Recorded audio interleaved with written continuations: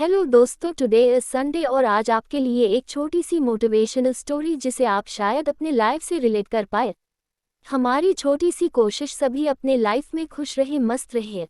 किसी ने बड़े कमाल की बात कही है कि अगर आप मुझे मेरे सबसे बुरे दौर में प्यार नहीं करते तो आप मेरे सबसे अच्छे दौर में रहने के लायक नहीं हैं।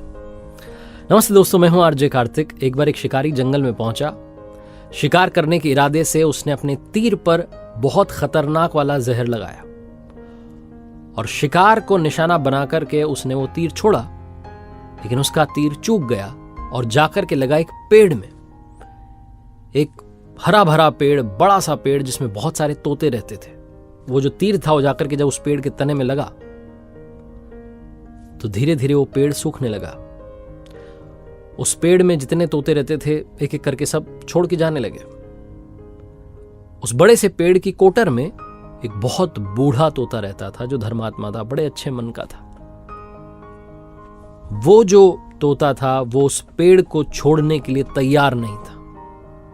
वो जाता था, अपना दाना लेके वापस आकर के वहीं बैठ जाता था, रहता वहीं था। उसके जो साथी थे तोते, उन्होंने आकर के समझाया कई बार कि चलो यहां क्या रखा है, तो खत्म होने वाला है, गिर जाएगा किसी भी दिन।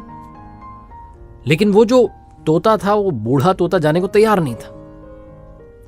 ये बात देवराजेंद्र तक पहुंची कि ऐसा एक तोता है जो एक पेड़ में जो सूखने को आया है, जिस पर जहरीला तीर लग चुका है, जो खत्म होने का है, उसमें रह रहा है। दाना लेके आता है, वापस वहीं रहता है, छोड़ नहीं रहा है, जबकि उस जंगल में बहुत सारे पेड़ हैं।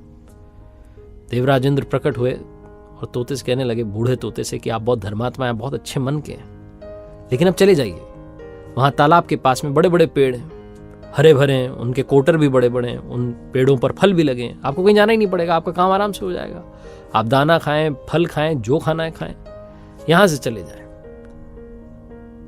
जो तोता था उसने कहा कि क्षमा कीजिएगा, लेकिन आप ऐसी बात कैसे कर सकते हैं? इस पेड़ ने मुझे जीवन दिया, शिकारियों से मेरी रक्षा की, मेरी जान बचाई, हर मौसम में मेरे साथ रहा। ये कोटर मेरा घर है। इस पेड़ को छोड़ करके कैसे जा सकता हूं जिस पर मैं पला बढ़ा हूं?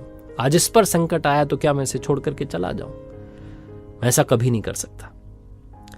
देवराजेंद्र जो थे वो प्रसन्न हुए तोते की इस बात से कि कितनी खूबसूरत बात कही है। उन्होंने कहा कि मांगो, आपको क्या मांगना है? उस बूढ़े तोते ने कहा कि बस इतना ही मांगना है कि जिस पेड़ ने मुझे जन्म दिया, जहां मैं रहा, पला बढ़ा, जो मेरी जन्मभूमि कह सकते हो आप, इसे वापस वैसा ही कर दो जैसा था। देवराजेंद्र ने अमृत से उस पेड़ को सींच दिया, वापस से वो हरा भरा हो गया। वापस उस पर आकर के बाकी तोते रहने लगे। बूढ़ा तोता कुछ समय के लिए और जिंदा रहा, फिर ऊपर चला गया स्वर्ग में, क्योंकि धर्मात्मा था। छोटी सी कहानी, लेकिन समझाती ये है कि जब किसी भी इंसान का बुरा दौर आता है तो इमोशनली वो टूटा हुआ होता है, उसे किसी सहारे की जरूरत होती है, किसी की आवश्यकता होती है। अगर आप ऐसे समय में उसे छोड़कर चले जाएंगे, उससे बात नहीं करेंगे, मुंह मोड़ लेंगे कि ये तो अपने जीवन की सबसे कमजोर अवस्था में आ चुका है, कमजोर दौर में आ चुका है, तो आपसे बुरा कोई नहीं है।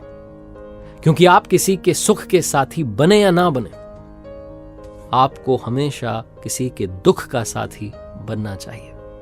एक बार फिर से वही बात कहूंगा जो अक्सर कहता हूं, ऊपर वाले के आशीर्वाद, अपनी मेहनत और अपनों के प्यार के साथ कर दिखाओ को जैसा कि दुनिया करना चाहे आपके जैसा। For more motivational story, subscribe our channel.